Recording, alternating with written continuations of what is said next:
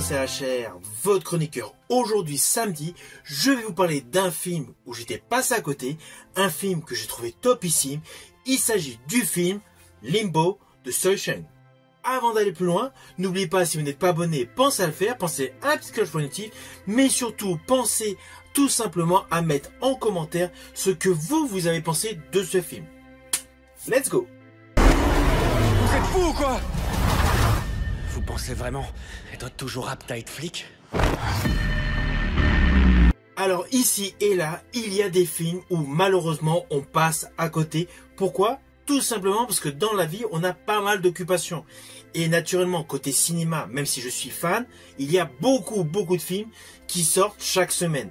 À cela s'ajoutent les séries et les plateformes de streaming. Je pense à Netflix, Paramount+, Apple TV+, Canal+, Disney+, avec toutes ses filiales, comme Stars, et naturellement Prime Video. Forcément, cela fait beaucoup de choses à voir, beaucoup de choses qui sortent quotidiennement.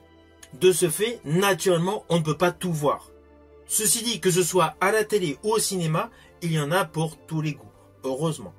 Et bien là, tout simplement en allant à une brocante, je suis tombé sur ce film Made in Hong Kong, Limbo. J'étais totalement passé à côté. Je ne savais même pas qu'il existait. Naturellement, ma curiosité m'a poussé à l'acheter et je l'ai regardé.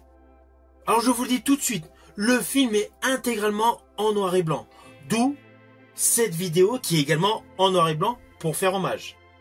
Eh bien, je peux vous assurer que c'est justement judicieux de l'avoir tourné en noir et blanc. Cela permet à toutes les lignes scénaristiques de prendre une ampleur assez conséquente. D'ailleurs, voici l'histoire.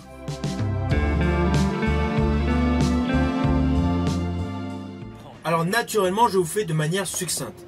Il s'agit d'une enquête policière dans les bas-fonds de Hong Kong, où les laissés pour compte survivent. Il pleut tout le temps, on est dans un quartier où les poubelles et les détritus sont légion, faisant essentiellement émerger de la pourriture à chaque coin de rue.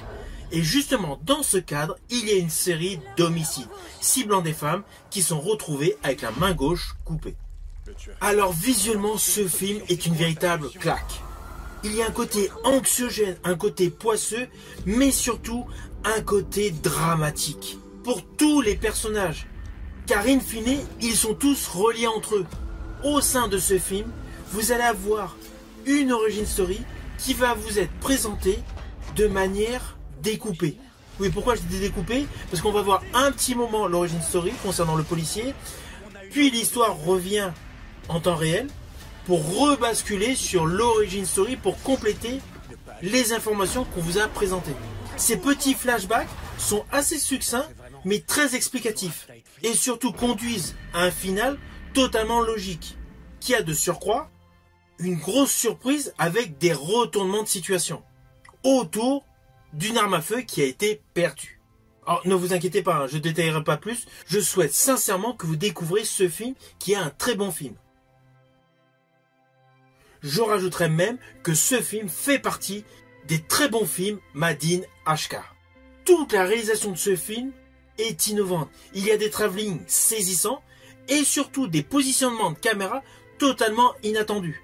Ah oui, tout ce qui est steadicam, caméra au point, haute définition, c'est miniaturisé par rapport à jadis les immenses caméras. Mais cela n'empêche pas que Shawshank a innové par la position de ses caméras.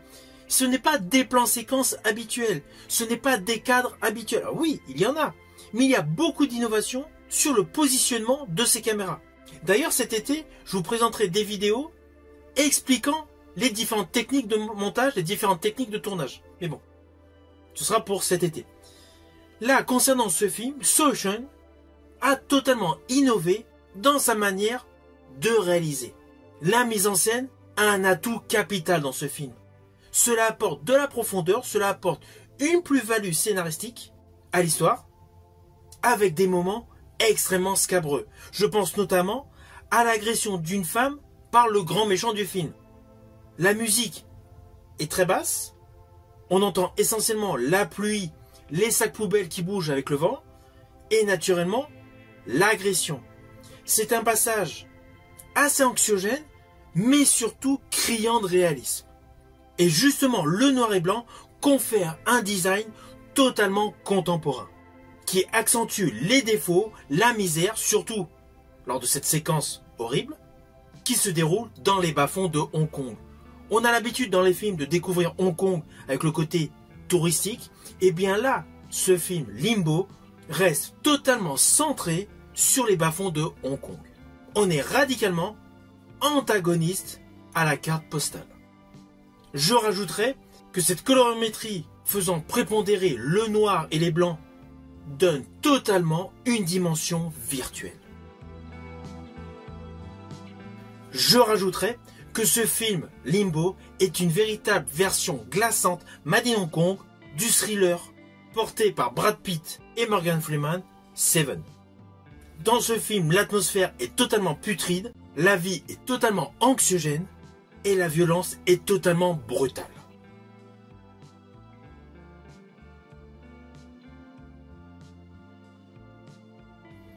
Alors concernant le réalisateur Song Jing, il a réalisé pas mal de films depuis 2000, instaurant un style assez particulier propre à lui et surtout différent sur chaque film.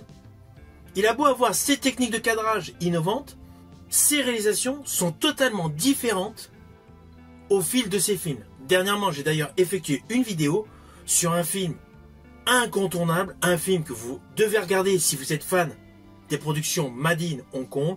Il s'agit de City of Darkness. Film totalement incontournable, film avec des cadrages radicalement antagonistes à ce film Limbo. Vous êtes fous, quoi? Vous pensez vraiment être toujours apte à être flic? Alors au final, naturellement, c'est un film que je vous invite à découvrir. Il est disponible actuellement sur YouTube ou tout simplement par le biais de support physique via DVD et Blu-ray.